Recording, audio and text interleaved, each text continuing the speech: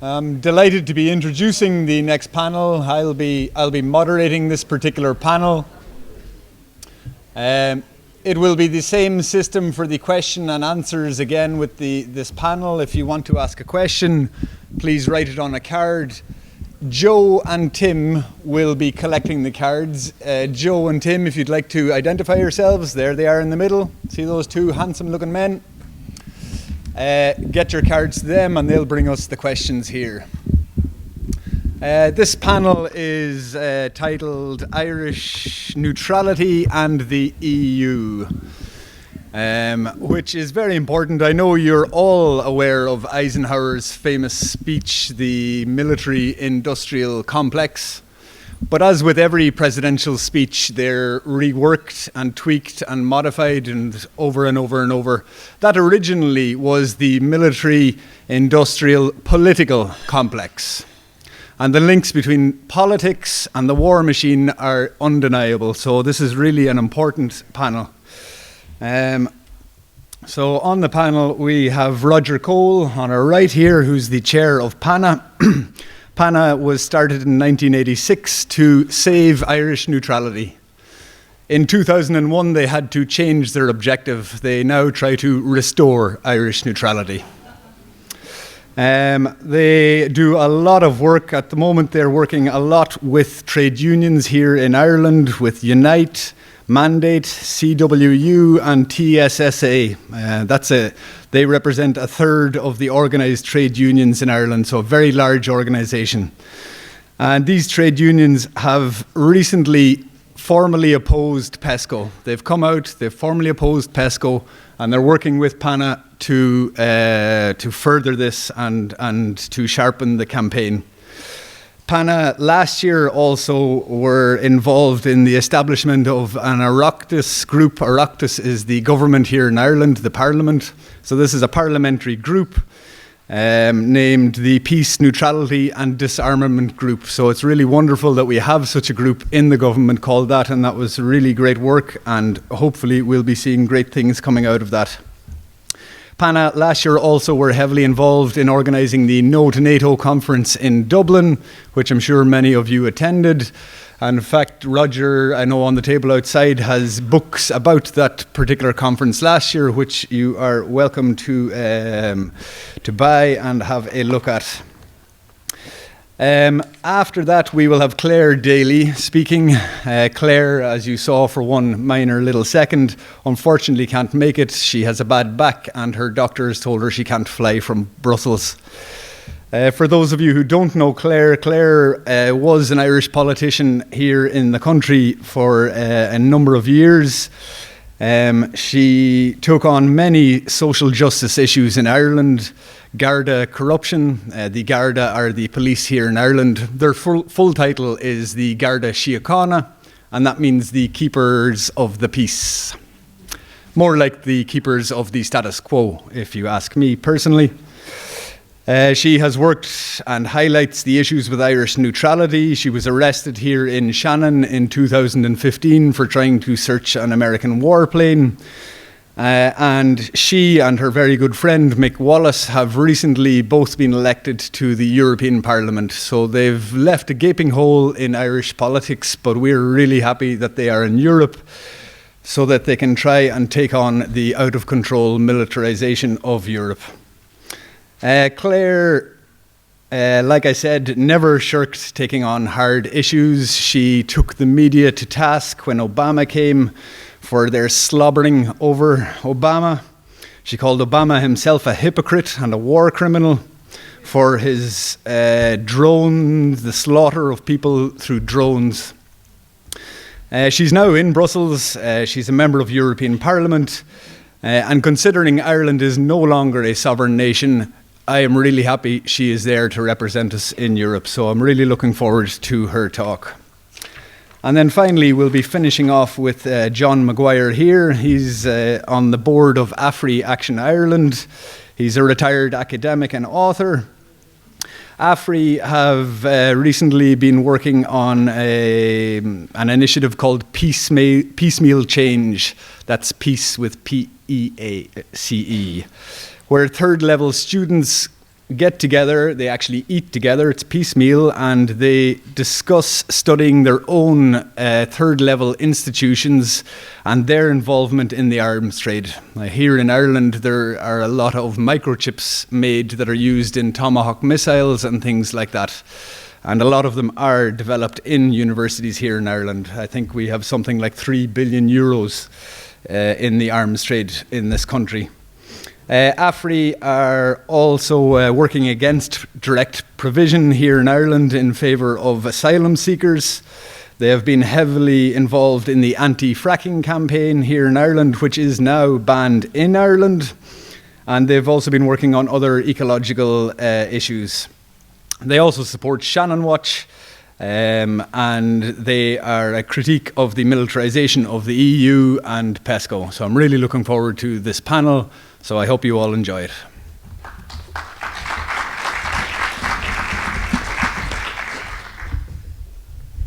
And as I said, Roger Cole will be speaking first.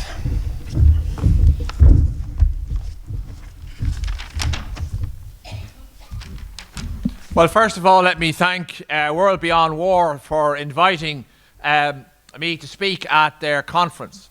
And of course, may I welcome Céad Míle Fáilte, as they say, to all those who are not from Ireland to come here. And I hope you enjoy the conference and can stay on a few extra days. Just before I start my speech, there's 2 documents here produced by PANA on the militarisation of the European Union and Shannon. And they're free. So please take them if you so wish. Bad news about this one. This is a book of the conference we held in, or helped to host in Dublin last year, and it's €15. But it's not a bad book and very good value. That's a sales pitch. This is the speech. The Anglo-Normans invaded Ireland in 1169. And much of Irish history has been our relationship and our conflict with the British imperial state. And the latest conflict with the British imperial state comes from its decision not to leave the European Union, but to leave the European Union without staying within the customs union or the single market. The consequences of that for this country is disastrous. Economically, and it also will be a very major threat to the Good Friday Agreement that has given peace to this country for 20 years. It's the most serious division and chaos in a couple of weeks could happen. So if you're living here, you will know that the issue of Brexit dominates Irish politics. Now, the conflict with the British imperial state goes back, as I said, a long way. And we've always had or sought support frequently in that conflict. In the 17th century, when O'Neill and O'Donnell went on their 9-year war against the Tudor state, we got the support of the Spanish, or sought the support of the Spanish. In the 1790s, when the United Irishmen were fighting to establish an Irish Republic, we got the support of the French. And in 1916, we got the support of the Germans. Now this time, in our struggle with the British imperial state, we have the support of Spain, of France, and Germany, and a lot of other countries as well. And that's, if you like, making the struggle a bit more balanced than it normally is. So, because the British imperial state is not as big as it used to be. You know, they used to say, I'm sure many of you heard this, the British imperial state was the state in which the sun never set. And the Irish response, well, you wouldn't want to trust the Brits in the dark. You know what I mean? So how do we respond, given our objective in PANA is a united, independent Irish Republic with its own independent foreign policy, with positive neutrality as its key component, pursued primarily in the United Nations? Well, the first thing we have to accept that this state, the Republic of Ireland, is not neutral. It's a US aircraft carrier. Over 3 million US troops have landed in Shannon Airport on their way to perpetual wars. And this state has helped the American empire kill hundreds and thousands of men, women and children. And the 6 counties of Northern Ireland has been part of NATO since its foundation. That part of Ireland is a strong supporter of the use of nuclear weapons as a first strike weapon. So, the other major development that's happened in the last, since we joined the European Union, has been the steady process of the militarization of the European Union. In 1996, when we were established, that was the main reason, because even we didn't believe that the then government would make Ireland also a US aircraft carrier. We must be the only US aircraft carrier where the President of the United States has his own golf club. They must start building bigger US aircraft carriers somewhere else. Now, in the issue of the EU army developments, as a consequence of the Lisbon Treaty, part of that was a thing called the PESCO, of the Permanent Structured Cooperation. Now, what that meant was that groups of individual states, this is separate altogether now from the battle groups that Mairead mentioned, which was established a long time ago, but they only operated for a 6-month period. They were temporary. What the European Union has now done is established permanent military institutions. And different groups of states come together to form separate military formations. The German-led, and there's one state of those group of states that lead it. In the case of Germany, the Romanians and the Czechs and the Dutch have allocated parts of their army to a European Union military formation under the leadership of Germany. That would be able to put permanently into a war situation an army of at least 20,000. The battle groups, for example, were only 2,000 to 3,000 strong. Now, given that every time you go to war, for every 1 soldier you send, you need another 9 soldiers for backup. You know, soldiers have the problem, they tend to get killed or whatever in wars. And therefore, you have in existence in 2020 or 2022, in one formation alone, a permanent EU army of 200,000. This is the core reason why we were established as PANA initially, to oppose this particular process. And we know they want to create a European army because they tell us they want to create a European army. Let me quote the President of France, Mr. Macron, or President Macron, quote, "We need a true European army to protect the continent with respect to China, Russia, and even the United States of America." Now, I assume President Macron is not stupid enough to want to go to war with Russia and China and the United States all at the same time, unless he's talking about a really, really, really big army, right? But it is a mindset that is absolutely disastrous, not just for the people of Ireland, but for the people of Spain and the people of Germany and the people of all the other EU states. So, this policy is supported by the 2 major parties in Ireland, the Fine Gael party and the Fianna Fáil party. At the moment, the government in Ireland is the Fine Gael party, supported by Fianna Fáil, and with a bit of bad luck, next time round it'll be Fianna Fáil and government supported by Fine Gael, right?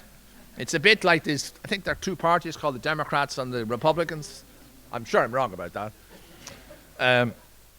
So you have a major issue there. But the good news was, as was said earlier, we have been lobbying the Oireachtas, the Irish Parliament, over the last couple of years. And one of the consequences of that was that an Oireachtas group, a parliamentary group of 44 members or 45 members of Dáil Éireann to be members of the Peace, Neutrality and Disarmament group, which is clearly linked in. I mean, we're known as we helped to set it up, and we're recognised by that group as part of that group. Now, there's 166 members of the Dáil, so we're not a majority, but it's a significant minority. And we will, again, constantly hope to make this issue an election. And, of course, the other bit of very, very good news was that not just the unions you mentioned, right, which are affiliated, the unions mentioned are directly affiliated to PANA.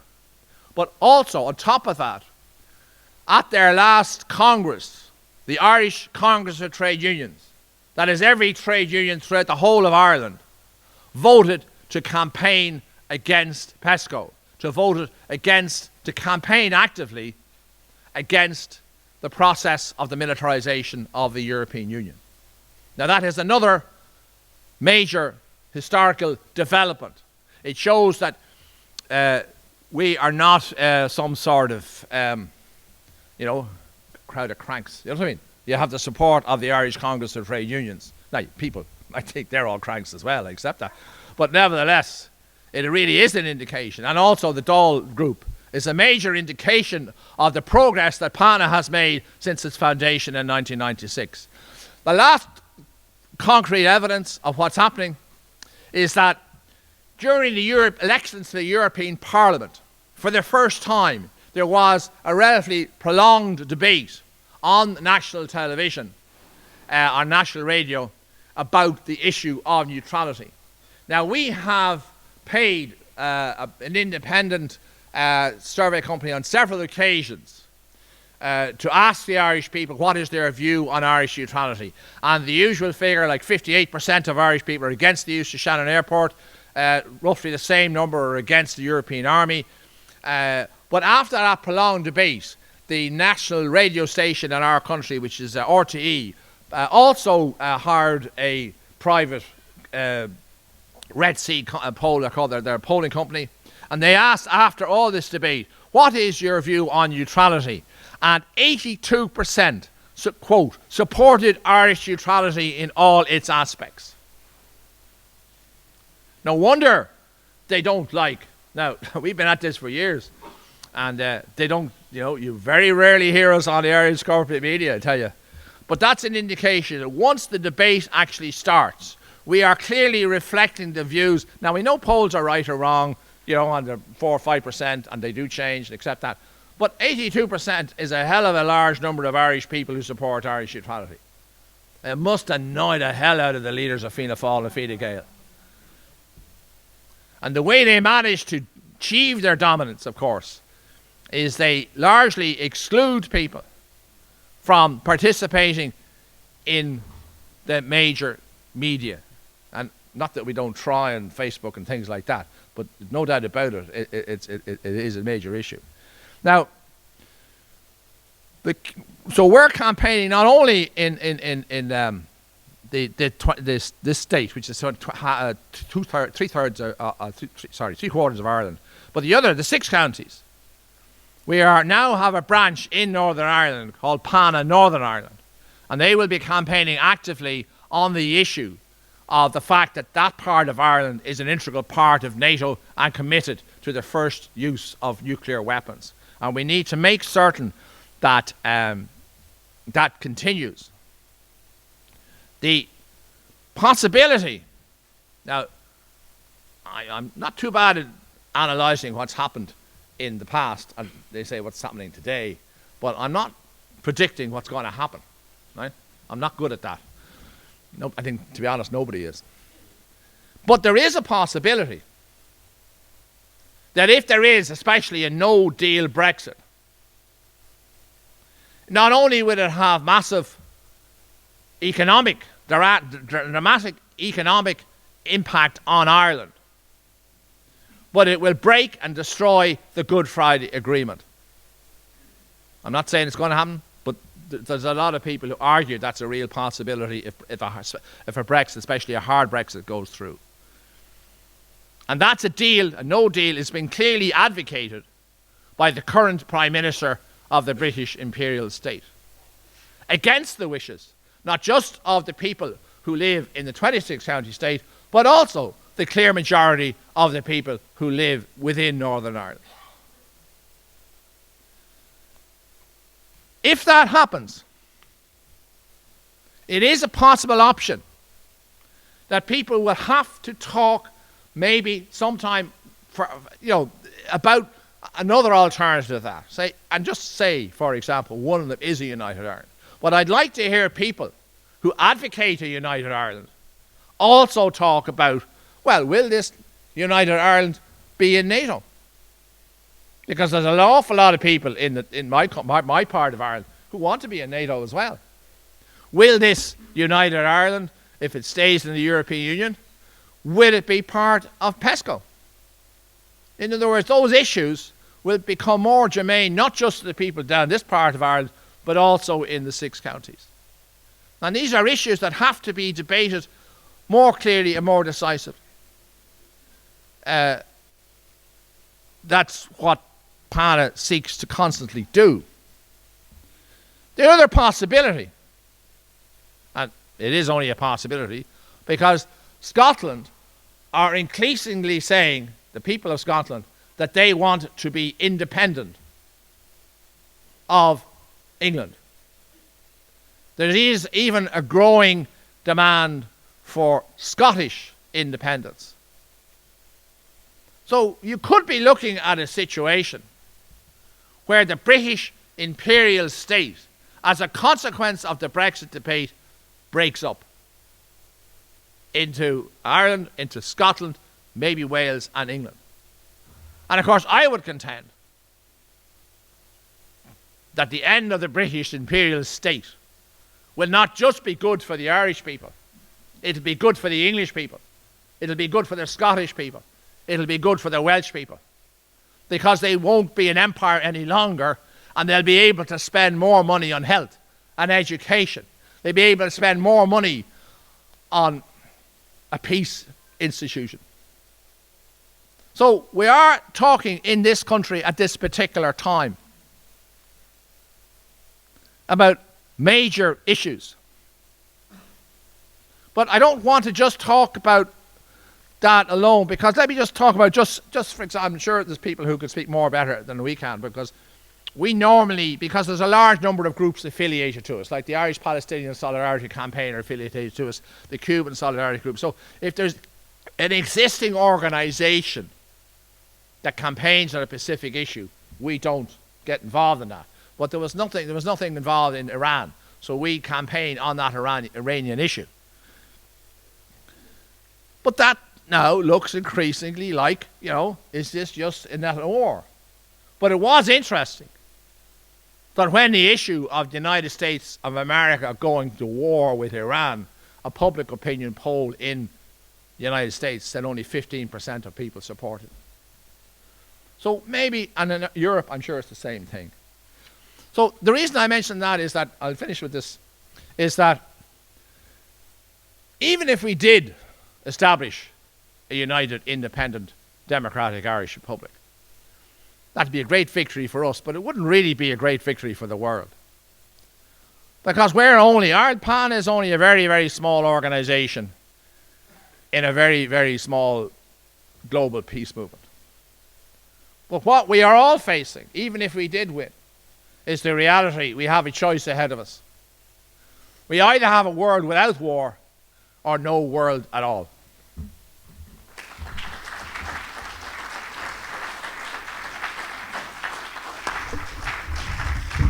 Okay, we'll now listen to a video from Clare Daly that she pre-recorded for us yesterday. Don't let that restart. Go back to that 1 second, Mark. Minimize that 1 second because the computer's going to restart. Minimize her. And you see that restart in 10 minutes, put that hours in the future. Yes. During my speech, maybe. Postpone. Good man. Okay.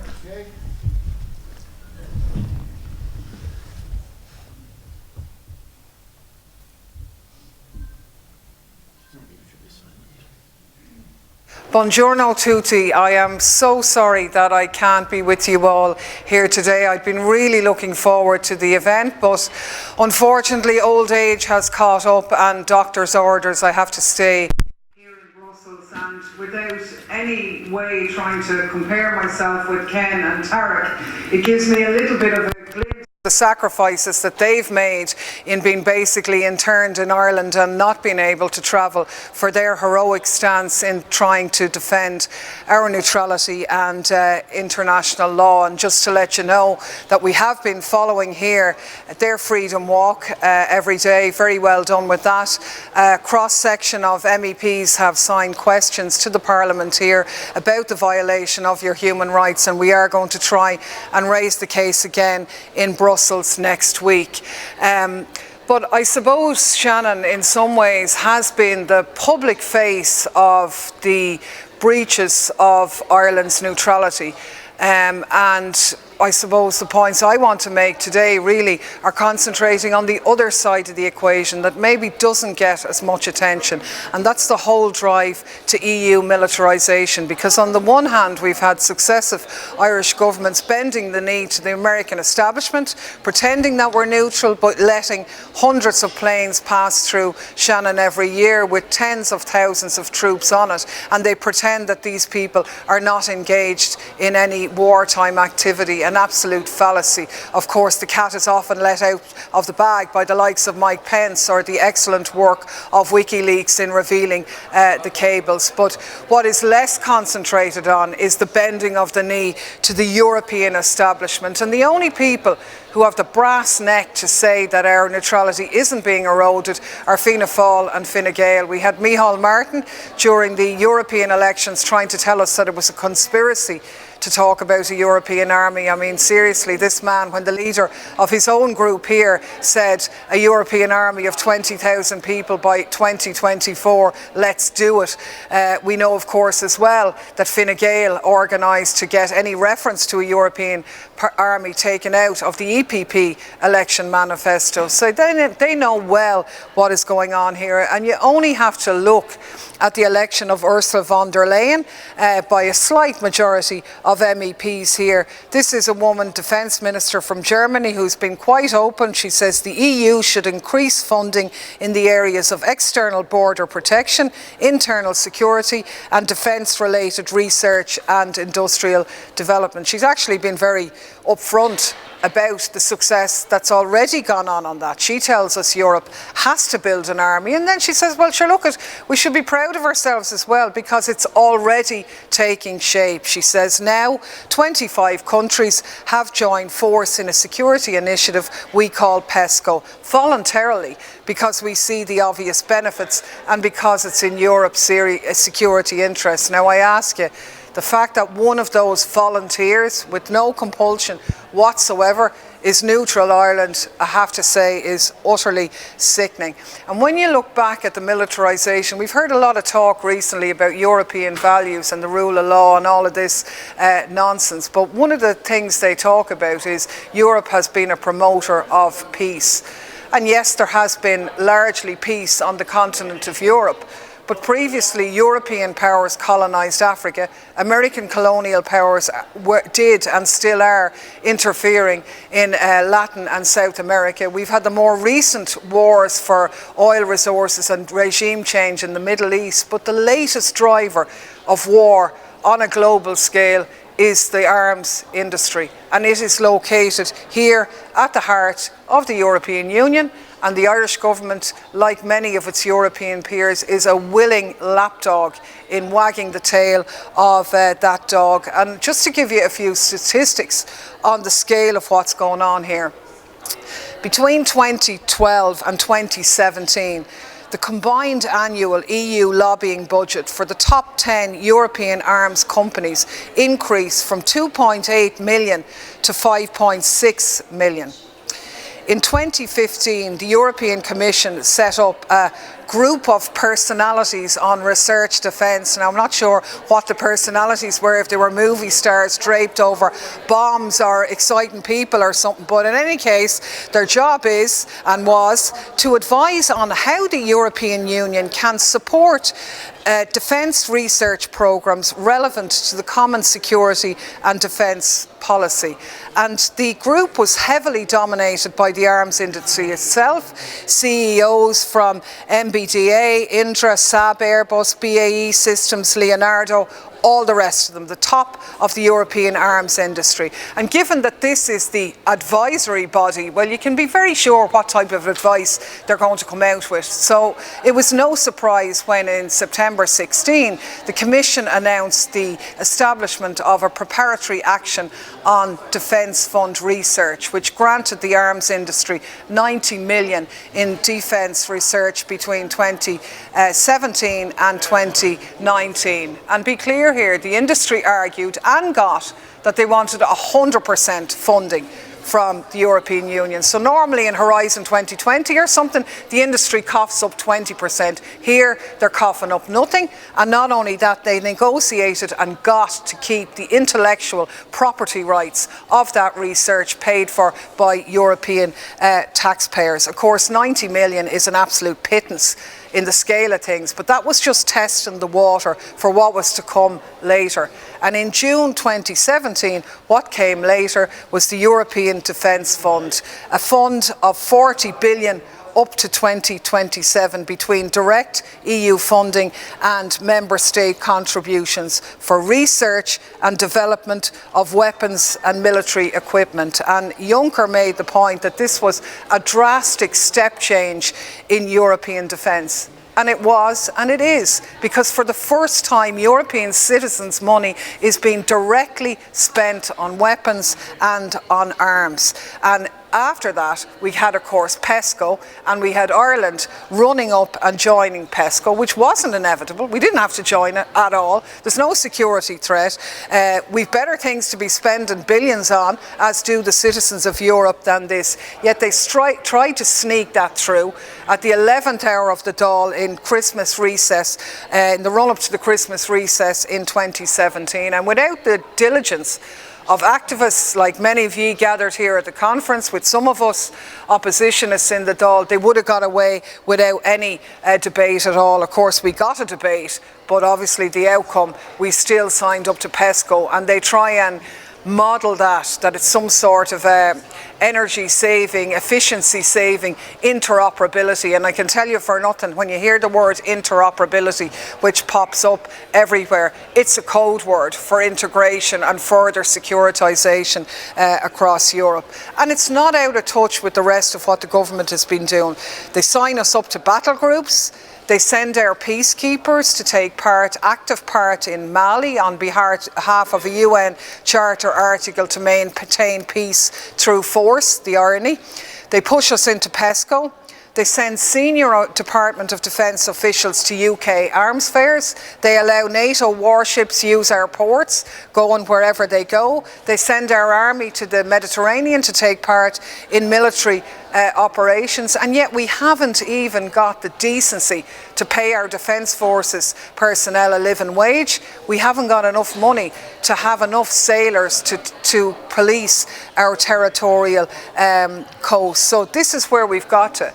It came on the back of years of, I suppose, an undermining of our neutrality by Fianna Fáil and Fine Gael in particular, rush speed in latter years, but sadly assisted by Labour and the Greens when they went in to govern with them. And those lessons have to be learned for future coalitions as we are on the verge of another election. I think one of the important lessons has been learned is that given such was the outcry over Ireland's involvement in the Iraq war, that the answer to the establishment now is to keep it quiet. Don't talk about these issues. And because of the weakness of the media and the quietness of the Fourth Estate, they've got away with this. It's a topic that's in the hearts and minds of Irish people. They love being neutral. They want to defend it, but the scale of how much that's been eroded has been kept from them by inadequate journalism and poor political representation. And to be honest with you, that's why events like today are of critical importance, and I am gutted that I can't participate in the dialogue with you, because this is where it's at. The recent European budget, which is going through this place over the next while, just to give you a scale of the things, and to let you know that the EU is very much putting its money where its military mouth is. You all know that we're on the verge of catastrophic climate catastrophe. When the budget that deals with that area, it's called the LIFE budget, it's seen its budget going up from 3.2 billion to 4.8 billion. Okay, it's a little bit, it's scale of the catastrophe, not great, but it's something. But we should register that this figure is less than half of the allocation being given to the European Defence Fund. It's less than a tenth of the 55 billion that's been given under the combined headings of borders and security and defence. And let's remember that it's the same companies that are making the bombs that are driving people to Europe that are benefiting from the borders and the profits in the barriers to keep them out when they flee for safety. So when we talk about European values, that's the type of values that are being defended and promoted here by the lobbyists who infest these corners. And you know, when you look at alternative ways of organising society, the money's been given to alternative resolution conflicts and stability and peace is a pathetic 29 million being spent. So there you are, that's the priorities. And without really upsetting you, to really, really be the icing on the cake, when you look at how much our citizens at home are suffering from the housing crisis and so on, and the government won't declare an emergency, and they tell us that the fiscal rules have to be respected, military expenditure is exempt from the fiscal rules, so they can be broken. Any amount of money can be spent on that, nobody cares. But when it comes to looking after citizens, it's a different story. Is it any wonder then that we hear the arms companies here saying, we're not vendors, we're partners. They are with the establishment, but the message of the conference that we have here today of a world beyond war is that we too are partners, and the power of the people is far stronger than the insipid, disgusting commercial lobbying that goes in this place. I salute all of you. I'm so sorry I can't be there. I look forward to examining the appalling behaviour that continues in Shannon, to be back on the streets with ye, be it here or in Ireland again. Every success for the rest of the conference, and I'll see you all soon.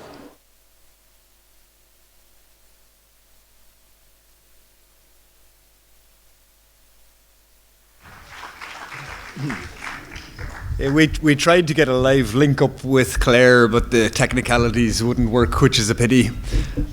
Perhaps you're watching live streaming, Clare. If you are, you can say hello, send us a message. We have people on the live stream. And we'll move on now to John Maguire. Thanks very much. I'll speak sitting down if that's all right. I hope what I say stands up. It'll stand up better than I will. First of all, it's an enormous privilege, as I think all of us have said, and it's true, to be here. I think AFRI, Action from Ireland, which is the organisation that I particularly work with, is to me like a spiritual and political home in the work we do here.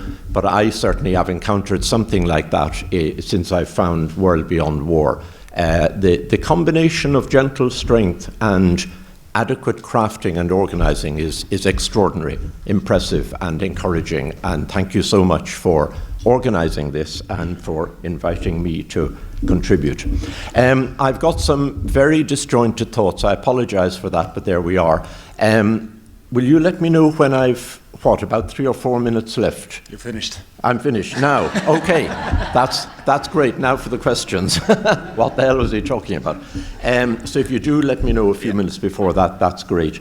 I will really, what I want to talk about in a way does fit in, because I think Roger brilliantly and Clare, they've talked about what actually has been happening, the erosion of Irish neutrality and all that. I've talked a little bit about that in this publication, which also is free and also is here on PESCO. And one of the notes that I want to strike in the piece I wrote in that is, I totally empathise with those of our colleagues who say Irish neutrality is dead. It's weird that those of us in favour of neutrality say it's dead, whereas those opposed to it say, no, no, it's alive and well.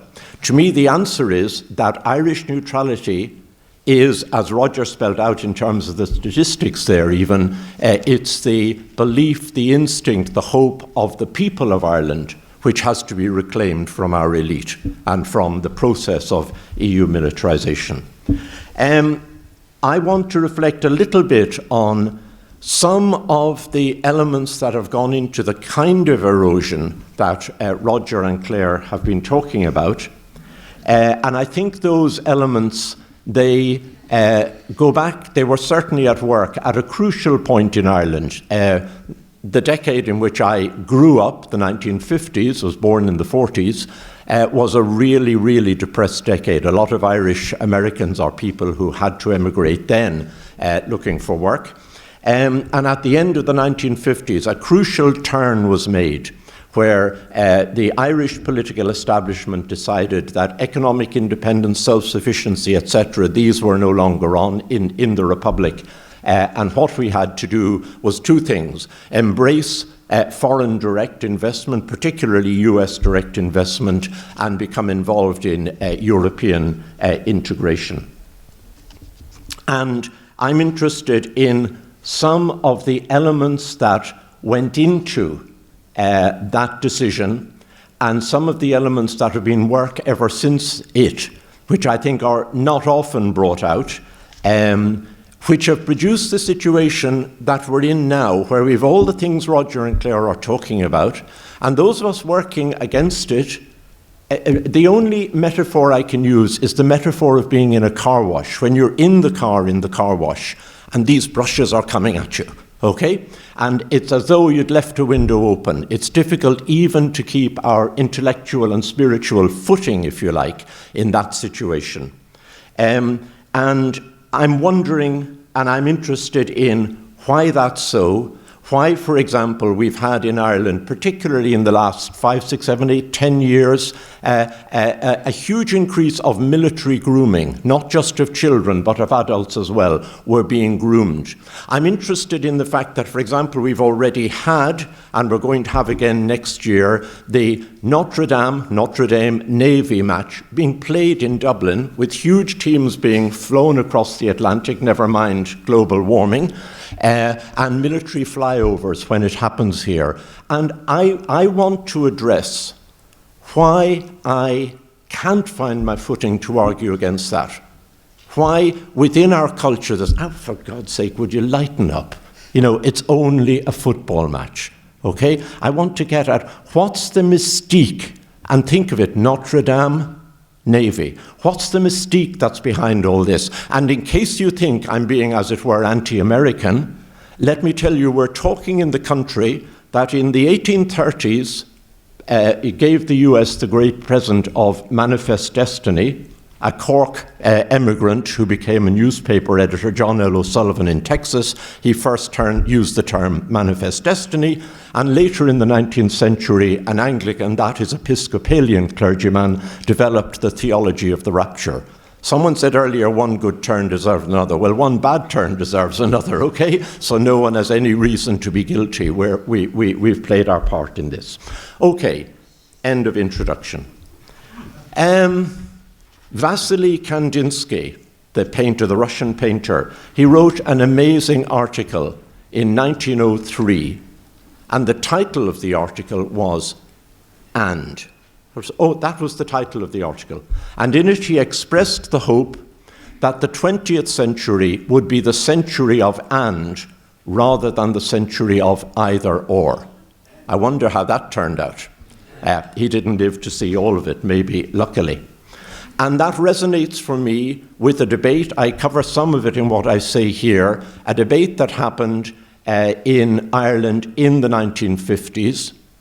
And that was a debate raised by one of my heroes. We've talked about Dorothy Day. Another of my heroine heroes is Louis Bennett, L-O-U-I-E, feminist, founder member or early member of WILPF, a pacifist worker for Irish independence, and a trade unionist. And in the 1950s, she asked, what are the implications of allowing in foreign direct investment? Are we going to end up being militarized? And Sean O'Faolain, the novelist and ex-freedom fighter, he had been involved in the independence struggle, told her, don't talk such nonsense. We live, and these are exactly his words, we live in an either-or world. We've got to make a choice. And we've to join the anti-communist world, and then we'll prosper. Okay, I'm editing out a little bit there where I wanted to talk about some of my own experience as a child and my encounters with the tradition of the old IRA, etc., and I won't go into that. But I'm very interested in the embarrassment we feel and that I feel now in talking about ourselves, in not talking about the world, not talking about war, but talking about our own experience. Briefly, I was on the march with my father, a troubadour, not a fighter, going to the unveiling of a monument to the IRA, and this little 7-year-old boy looked up and said, but these are just men who have put on guns. And I've never completely fathomed the insight that little boy had, but I think there was something profoundly working there, okay? And I think very often there are things working in our lives that we don't, and perhaps we're unable to process. And I'm fascinated by the fact that the theme of limits has come up in almost every talk, in almost every session in the conference so far. Fences, thresholds, limits. Now, we face, unavoidably, I believe, limits in how much sense we can make of ourselves, how much sense we can make of our world. I don't believe the world is irrational. I think it's explicable, but none of us can actually explain all of our own life, all of the world, or all of what's happening between us.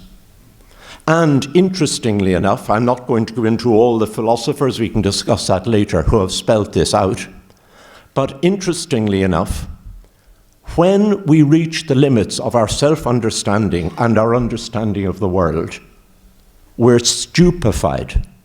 The word stupid doesn't mean lacking intelligence. It means stunned, awestruck. We reach the limits of our language. We reach the limits of our ability to understand our world.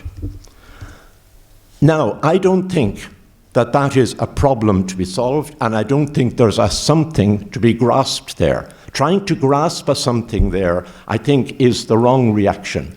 I think what we need to do is loosen our grip.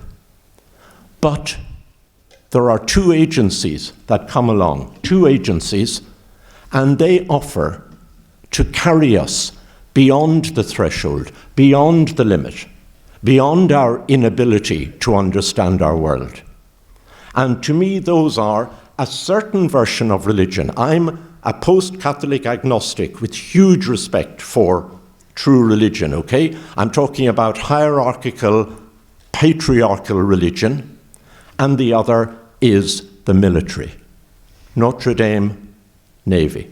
Notre Dame Navy. I'm reminded, I'm skipping over so much, but anyway, that doesn't matter. I'm reminded of a wonderful radio talk on the BBC World Service by Bassem Youssef. Some of you may know of him, a wonderful Egyptian comedian and heart surgeon. That's what we need, a heart surgeon with a sense of humor, isn't that right? That's what we all need when we're in ill health. Bassem Youssef used to run a very controversial TV talk show up to 2014 in Egypt. I don't think he can even live in Egypt now, but what he says in this talk is, I suddenly realized that I wasn't going to keep on worrying about how does the religious hierarchy relate to the military. He said, they're both in the same game. They're both at the same thing. And in the context I'm talking about, they are carrying us beyond our world. our personal worlds, our social worlds, even our ecological world. Hierarchy, militarism, the thrill of militarism. It's a poison. And I don't want to spend too much time pointing out that poison in the great leaders we have. I want more to begin to understand what is it in me that stuns me, that stupefies me, that doesn't let me, as it were, grapple with the fact I have 4 grandchildren, and they are being taught to sing, "Soldiers are we." That's the first sentence of the Irish national anthem. I've got an alternative. "Soldiers are we?" But I won't claim the copyright. I don't think I'll make much money out of that. Now, I think I should stop now. 2 minutes. 2 minutes, okay. There is a thrill that we feel at the military. It's a thrill of horror. It's a thrill of a weird kind of nobility. It's something that stuns our minds. And I believe that that underlies what has been happening in this country. And I think that we're actually moving into a relationship to the military that's much more like, for example, that in the US. It was bound to happen, the frog in the water being slowly boiled, okay? And that has happened in a society where the Roman Catholic Church in the 1830s did its deal with the British Empire of the day, got Catholic emancipation, which was entirely right. There should have been Catholic emancipation. Part of the deal was that a lot of areas of the society would be left to the church. Education and health, we still haven't wrung that one out. So we ended up as one of the most schooled societies on earth, because primary education came in here then, even before in Britain. One of the most schooled societies in earth, in a heavily authoritarian setup, one of the most heavily schooled populations in a heavily schooled society. And then we went through a period of intense militarism between 1912 and 1923. No wonder we haven't yet tapped into the magic, the mystique of the military. It's there, it's in us, it rumbles under all of these debates. I believe it's optimistic to touch that, to realize that, rather than adding to our problems. Can I finish with one verse of a poem? Is that okay? From the US. My favorite poet of all is Conrad Aiken, the US poet, wonderful poet, but I'm not going to quote him. I'm going to quote Henry Wadsworth Longfellow. And Longfellow is very, very symptomatic. He wanted to be a great romantic. People are very critical of him now, say, look, it was all boilerplate or whatever. But precisely because Henry Wadsworth Longfellow was writing boilerplate for the people, he articulates, and it resonates with us even now, and it resonates with the thoughts I tried to recuperate from my youth. In his poem, My Lost Youth, I'll read you just one verse. I'll read you two quickly. I remember the sea fight far away, how it thundered o'er the tide, and the Dead Sea captains as they lay in their graves o'erlooking the tranquil bay where they in battle died. And the sound of that mournful song goes through me with a thrill. A boy's will is the wind's will, and the thoughts of youth are long, long thoughts. One other verse. I remember the gleams and glooms that dart across the schoolboy's brain, the song and the silence in the heart that in part are prophecies and in part are longings wild and vain. And the voice of that fitful song sings on and is never still. A boy's will is the wind's will, and the thoughts of youth are long, long thoughts. We need to tap into that if we're ever going to be able to dislodge the poison of militarism from ourselves as well as from our leaders. Thank you.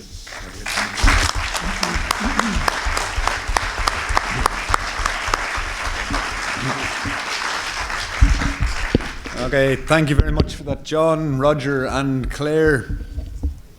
This would be the most depressing panel for me of the day, to find out the exact state of the erosion of what we believe to exist here in Ireland. But I'm glad you finished with a poem. Art is very important in facing these horrors. Yep. And while you read a few of these questions here, see if any of them suit you, Roger has already been looking at some questions and might be ready to answer one or two. Well, the first is in relationship to Switzerland being neutral, but it's also part of NATO's Partnership for Peace, and is Ireland a member of the Partnership for Peace as well? Yes, we were. In fact, we took part in a campaign against the Partnership for Peace in Ireland, and then the government actually said it would be, the then leader of the opposition said it would, a guy called Hearn, said it would be absolutely terrible if we joined the Partnership for Peace in Ireland, and there should be a referendum before we did. And of course, he won the next election and there was no referendum. That came as a big surprise to me.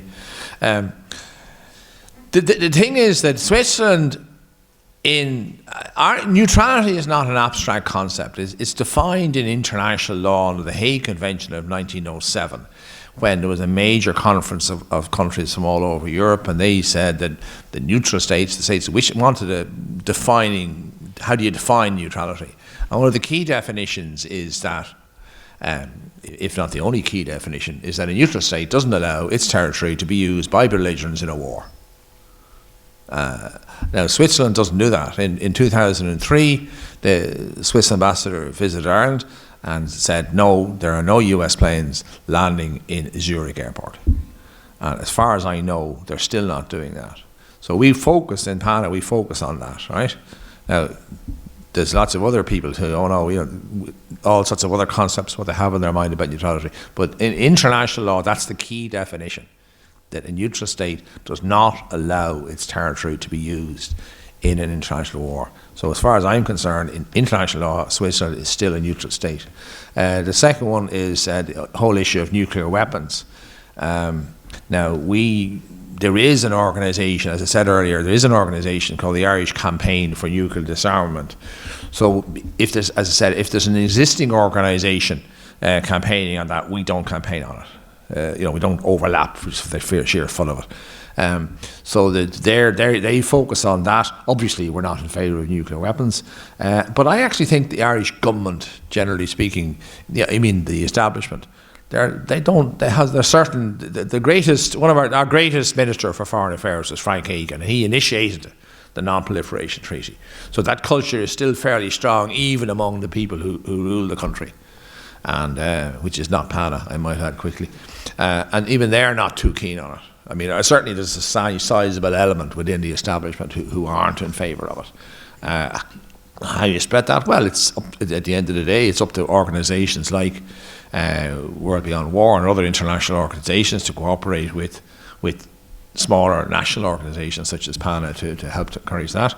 Another one then about the Ursula von der Leyen, who is now the head honcho of the European Union, is a disgraced ex-Minister of Defence of Germany who is now the head of it.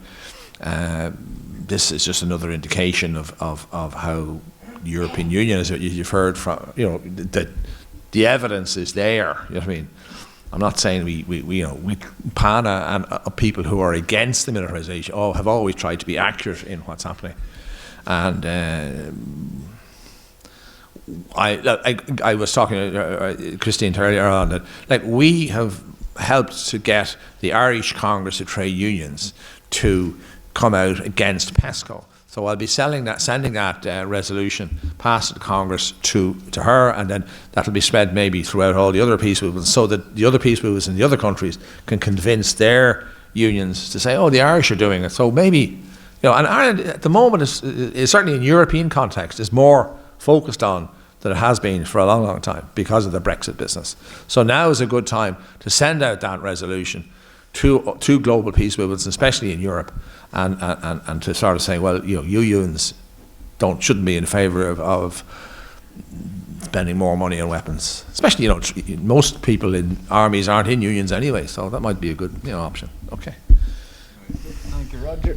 And John's going to answer a few questions for us here. Just going to say something about a few questions.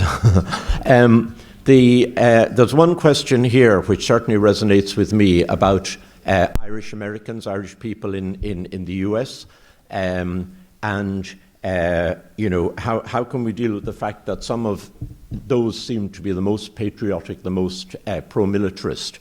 As you know, I was 17. I stood on the pavement in Clare Street when JFK went by. I worshipped the guy. I still have a guilty pleasure of fascination with the Kennedys. He was an extraordinarily complex man. In a way, was Irish Catholicism coming back home to us here. There's an amazing book. Someone mentioned Thomas Merton, and Merton's name for what I was trying to get at when we're stunned and stupefied, his name for it is the unspeakable. And there's a book, JFK and the Unspeakable, about Thomas Merton and all of that, written by someone from the Catholic worker communities. That's well worth following up. But I, as a post-Catholic agnostic, it seems to me the damage, not just Christianity of the type I'm talking about, but Catholicism and Irish Catholicism as done around the world is extraordinary. I think it has had a terrible effect in what I know of the US. But rather than, as it were, condemning our Irish sisters and brothers for being in that situation, for me, I think we need to dig deeper. I think we need to wonder why, for example, if our Taoiseach or president can't be at someone's funeral, it's always a soldier or a sailor who turns up. Why? Why not a schoolchild? Why not an ambulance driver? You know, why not a homeless person representing the president? Okay? Why do we have the obscenity of the armed man mass? Now, I'm not saying Carl Jenkins's Mass for Peace is itself an obscenity, but why call it the armed man mass for peace? It contains obscenity, and that's what I'm getting at. We have not flushed out that obscenity. So rather than me throwing verbal condemnations at our confrères and consoeurs in the US, I would say let's dig deep into, whether we're religious or not doesn't matter, let's dig deep into how the religious and the military are down at that unspeakable, what Samuel Beckett called the unnameable, when we are lost for words, but there are people ready to carry us. And this is world beyond war, okay? They want to carry us into war beyond our world. If we work away at that, well then, we're at least, all we can do is say, look, this is a way we might go, and people might follow. There's mention, Roger mentioned the non-aligned nations. I mean, it is a tragedy to make you weep that Ireland was working with and had a fellowship with the neutral and non-aligned group in the United Nations. And it didn't take Britain and the US and the great powers to turn us away from that path. We wanted to be with the big boys. We've turned towards the world of empire. We've turned away from our sense of being an independent country that itself had left an empire or had started the process of leaving an empire. And it's a tragedy that we've done that. I'm delighted that the NAM is there, the non-aligned movement, and more lively than I had expected it was. We can relate to them, even if our leaders don't, and something might change there. Why someone says, am I afraid to speak out about my own passion for peace? I'm just trying here to name the huge cultural forces that make it so difficult for us to talk about what we really believe. So it's not flashy, it's not sexy, it's not going to kill anyone. And I'm not being funny when I say that. Those illnesses are still there at the core of our culture. We need to flush them out. So no one is alone in having that fear. I'm afraid of talking about it. There are things I haven't said here today because I'm afraid of saying them. So I think I might look silly. Okay? And Irish neutrality has been told basically, you're silly, go away. But we're still here. Very good, okay, and the last couple of questions. First one says, so do you support a hard Brexit? No. I would have thought that was pretty obvious of what I was saying. Obviously, the United Kingdom of Great Britain is a state. If it wants to leave the European Union, that's its decision. I think it left for all sorts of reasons, not least of which the effects of the neoliberal economy on large numbers of people in England, especially in north of England and in Wales, and they just slashed out. This is, the first referendum the British people have had for a hell of a long time on these issues, and their sense of anger and alienation. A very good guy gave a lecture once, and he talked about the parallel in England being like an up escalator and a down escalator. There's a very, very large number of people who are poor, who aren't well off, who might have jobs or don't have jobs, or if there are jobs, they're not well paid. And they're on a down escalator. And then you have other people who are mostly living in London who are on an up escalator, and they've got a good future ahead of them, right? And the people on the up escalator in the United Kingdom don't give a fiddlers about the people on the down escalator. And so the problem is that the media there blame Europe for the neoliberal economic policies, but they're also clearly imposed by the similar policies in similar policies the EU itself is imposing, are seeking to impose. And you all know the same in America. A lot of people who are poor vote for Trump because the Democrats imposed neoliberal economic policies, and the division is there, and you can't just keep on talking about what you call other issues, and that's quite important. But I'm Irish. If they want to have a border, they can be in the Irish Sea. It doesn't have to be in Ireland. They just won't agree to it because of the British Empire. They can do what they like, and their line is, as it always has been: "As croppies lie down, you're only bloody Irish people. We don't care about you." I'm not talking about the people in Northern Ireland who are unionists. I'm talking about the British imperial culture. What's the point of going to Oxford if you can't treat everybody else like a non-entity? That's the whole point of it. You know what I mean? The bit about Brexit, just you said more about Brexit.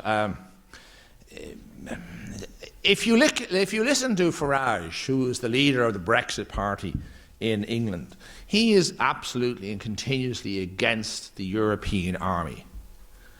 There is a definite combination of, well, we did rule it once with our army, so why the hell should we become part of a European army, especially if the Germans have a big say in it, right? There is that kind of thing in England, right? But the awareness of a European army in this country is continually downplayed. Because ultimately, we were part of the British Union. In the First World War, 180,000 Irish people volunteered to get their heads blown off to defending the British Empire and in fighting for the British Army of the British Empire. And what Fianna Fáil and Fine Gael want to do is do it all over again. That we'll all die. Okay, we did die for the British Empire, and we now should die for the European Empire, because we're not Irish any longer. It was only recently, there's large numbers of people who want to do away with teaching history in Ireland at all. And the Minister for Education finally agreed to do it. Because, of course, if you're European, if that's your main identity, well, you're not Irish any longer. You're European. And that's what it's all about. And there's a problem. There's a real problem. I tend to be Irish. I know it comes as a shock to some people, but that's what I am. And I'm not unique. Most Irish people who live in Ireland tend to be Irish. And also, it might come as a big shock, people who live in Germany tend to be Germans. The idea that you can create, because you can't, it's a polity. It's a kind of, we're all the same. We're not all the same. France, Germany, Italy, Holland, Belgium, Spain, Portugal. They spent all their time going to war and beating the shit out of other people and taking their countries. And we're one of the very few countries, parts of Ireland, that was we were the first colony of the British state. So there's a different culture, a different set of values, a different sense of, anti-imperialism is in our, well, not everybody's DNA, but a very large number of Irish people. That's why they don't want to be part of a European army. That's why they're so committed to That's why they're so committed to Irish neutrality. But the problem is, the other 18%, they own all the newspapers. They own wealth is massively, very badly distributed in Ireland. You know, okay, 60% of the people own 60% of the wealth, 20% own 2%, and the rich own the rest of it. And they own the newspapers, they own RT, they have the power of cultural domination. So here's a little organisation called PANA, which according to the public opinion polls is reflecting the views of 82% of the people. And I'd lay you a lot of money, anybody in Ireland has never heard of people from PANA ever being interviewed, because they don't want to hear us. Because of course if we are on, we beat the hell out of them easily in a debate, it's a doddle. But that's why they don't have us on. And that's why you have this enormous concentration of power and wealth in the hands of a small number of people, not that different to another country called America, right? Where there's massive concentrations of wealth in the hands of a small number of people who actually do run the country. And it's exactly the same in Ireland. Very good. Thank you, Roger. Thank you, John. And many thanks to Clare as well. Could I say just one sentence?